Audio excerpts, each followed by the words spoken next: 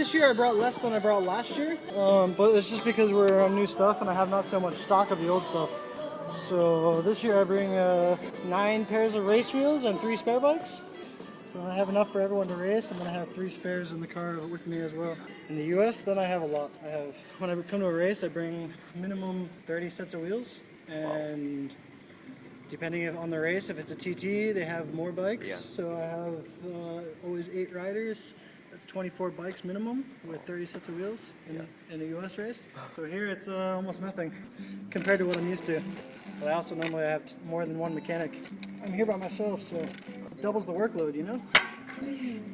First I have to wash everything because I hate working on dirty bikes. Yeah. So yeah, first I wash everything, get everything really clean. Once everything is really clean, then I determine what work needs to be done. Yeah. Yeah, like now I'm looking at the tires and checking the tires, making sure there's no holes or glass or any kind of debris in the tires, because if there is, then they get a flat tomorrow. So I try to prevent my work by looking for anything that might happen wrong. So the more you can prevent the day before, the better your day is the next day. Yeah. You know? Yeah, right now I check the tires, I make sure all these holes are clear, there's no ice or no glass or metal or anything in the tires.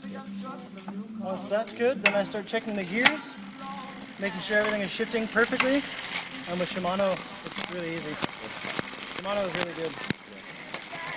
Yeah, I've had experience with everything, and my favorite is Shimano. Especially the new Shimano 9000. It's the best out there, for sure. It's not even electronic, it's mechanical. And the mechanical, I think, is really good.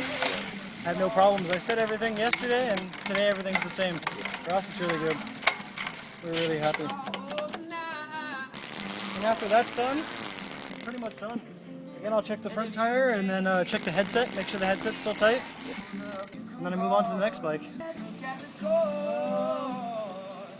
Could be from a number of things. Sometimes they're in a crash, or they bump somebody, or yeah.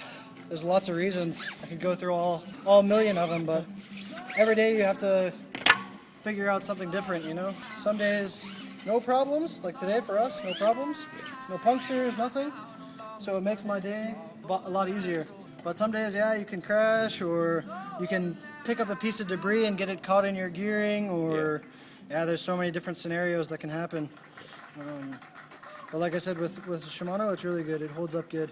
We had 3 guys crash the first day in the big crash, and almost all the bikes were fine. I had to replace a little bit, some stuff, mostly derailleur hangers and stuff like this, but the derailleurs, the shifters, everything was still working. So some companies, when you crash with it, it's not working anymore, you know?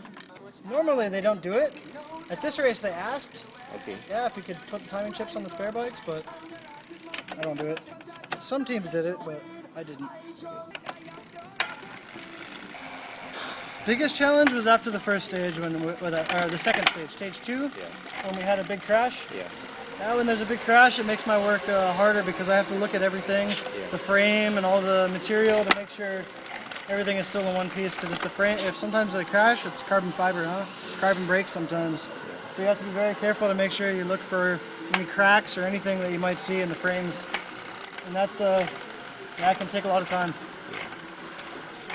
I kind of became a mechanic by accident. I was about 15 years old, and I was living in a house where there was a pro team also staying. And they went away to a race, but they left the team car. I took the team car, I was driving it around, and I made an accident and kind of scratched up the side. And I tried to hide it, but they found out, and they needed some help at the next race. So I went to the next race. I was washing cars and washing bikes and stuff like this. And turned out I was pretty good at it, so they asked me if I want to continue, and I continued for the whole summer, and I did this for 2 or 3 more summers as a kid going through school as well. So yeah, I'd go to school in the wintertime, and then in the summertime I'd work for teams. And yeah, I became a mechanic this way. 10 years later, I'm still here. I worked for a team called HTC High Road before, and the team folded. So when the team folded, I started handing out resumes, and it worked out that UHC United Healthcare was the best place for me. So I'm here now 3 years.